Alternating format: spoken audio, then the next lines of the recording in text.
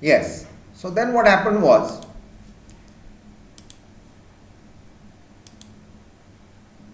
as I said, the basic points now let's do it. The first phase of Indian national movement, objectives and methods of struggle of early nationalists. The history of the Indian national movement can be divided into three phases. 1885 to 1905 is the early nationalist phase. Then the assertive phase, 1905 to 1918. And then the Gandhian era, 1919 to 1947. Please try to, I mean,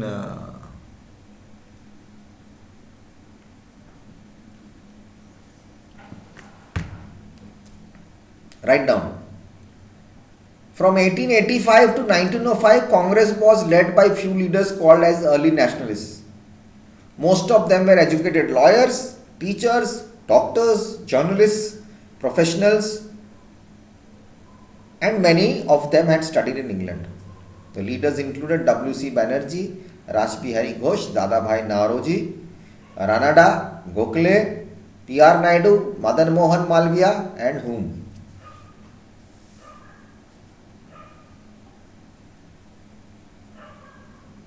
Okay, correct. Do you agree?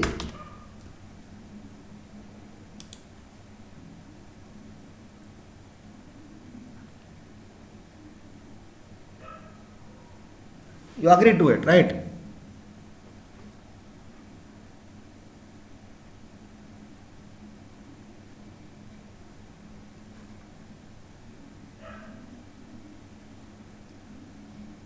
David Hume. He was a philosopher. What do you say? Uh,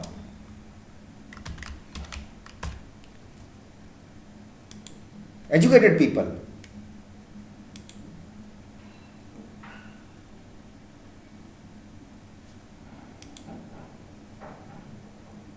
My video. Well, in this video I will show you how to pronounce this word. Let's get right to it.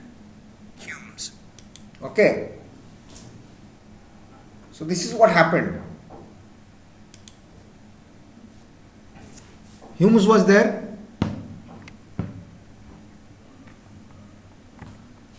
And he was facing this problem. They were the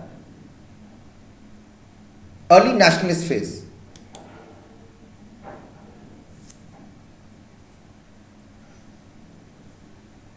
They were open-minded, were loyal to the crown. They wanted that Indians should have proper share in the government. They believed that if British continue to stay in India, it would be beneficial for both in England and India. This is for your knowledge, what they wanted.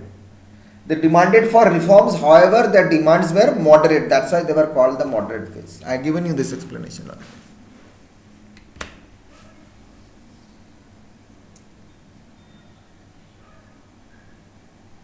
They were practical, did not keep high demands and wanted least resistance, aimed at self-governance, independence, but through a gradual process.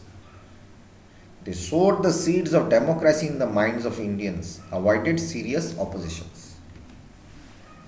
Basic beliefs: they had faith in the British justice, fair play, honesty and integrity.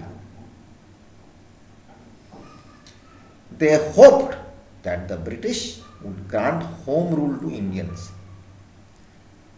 They believed that the British rule had many benefits. Example, cleaned sati, child marriage was stopped, untouchability from the society. They thought that British would help Indians to govern themselves as per Western standards. They also believed that the main obstacle in India's progress is not the British rule, and it was due to the social and economic backwardness of the Indians. They believed in patience and used peaceful methods to achieve their aims. Then came in the constitutional reforms, economic reforms, administrative demands, defense of civil rights. That's what I told you. They wanted the larger share in the Indian government. They believed that aim at winning freedom through a gradual process. They demanded abolition of Indian Council, expansion of legislative council and legislative assemblies, increase Indian numbers and their powers in various councils, demanded for no taxation without representation. Reduce land revenue, protection of peasants from unjust zamindars. Instead of spending money on army, demanded to spend money on welfare activities like health and education. Concerned about India's growing poverty and famines. Cheap credit for peasants through agricultural banks, development of banks, irrigation, medical facilities, developing industries like iron, sugar, coal and paper, etc. Heavy loans were put, tax were put on imported goods. What were their administrative demands? Demand for Indian civil service exams to be held at the same time in England and India. Making executive and judiciary independent from each other. Cancel Arms Act and License Act.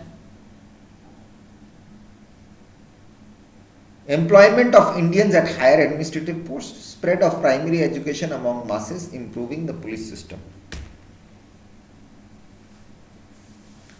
Removal of restriction of freedom of speech and freedom of press. Abolition of Preventive Detention Act and restoration of individual rights, the Rowlatt Act. Restoration of right to assemble and to form association. What was the methods of struggle? Held meetings, gave speeches, passed resolutions for their demands, used press to criticize government policies, sent memos, petitions to government. Second set of methods were the 3 P's: petitions, prayers and protests. Published weekly journal. India, to present India's case before the British public. Indian leaders travelled to Britain to make British politicians and people to make them aware about problems Indians were facing. United Indians made them realize that they have common political, economic and cultural interests. Trained people in politics, gave ideas like democracy, secularism and nationalism. Exposed the true nature of British rule in India. Made the fact clear that India must be ruled in the interest of the Indians. Due to early nationalists, Public Service Commission was set. ICS examination simultaneous at London and India, appointed by Webley Commission on Indian Expenditure. Indian Councils Act in 1892.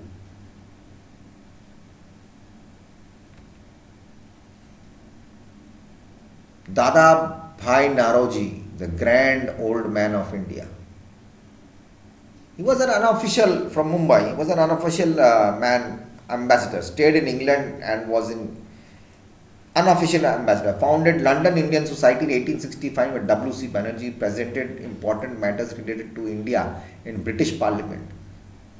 ICS exam, London and India same time. Founded East India Association in London. Role in the Congress. Active participation in the formation of INC. Thrice served as president, that is 1886, 1893 and 1906. Self-government, Swadeshi boycott, national education resolutions were passed under his presidency. Used the word Swaraj for the first time in 1906.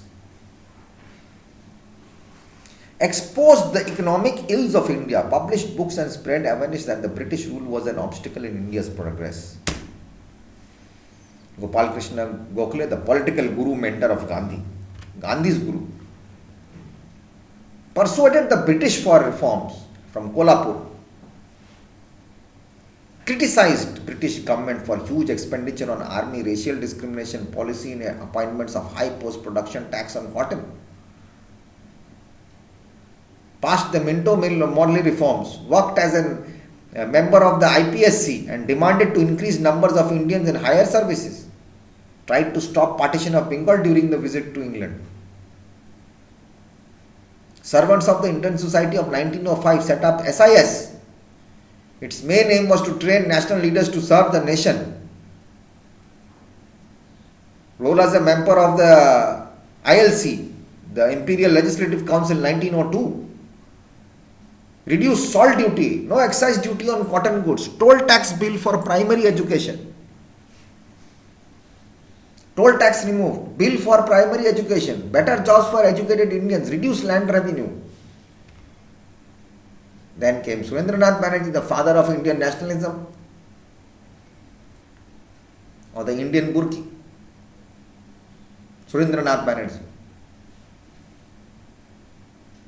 He also established the Indian Association 1876, fought against wrong policies of British, increased unity and awareness among public, created an all India political organization. The INC Conference 1883 Kolkata merged with INC in 1886.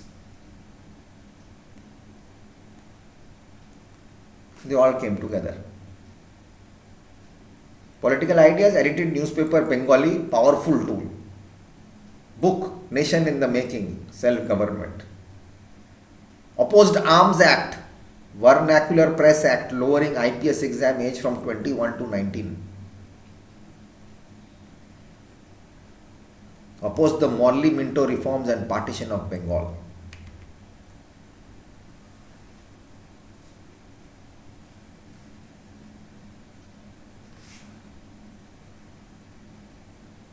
Okay. So let's keep it till there. Do your readings properly and understand, and get the chapter ready. Till then, take care. Bye bye. Take care of yourselves and do your studies properly. Respect your parents. Take care of yourselves. Bye bye.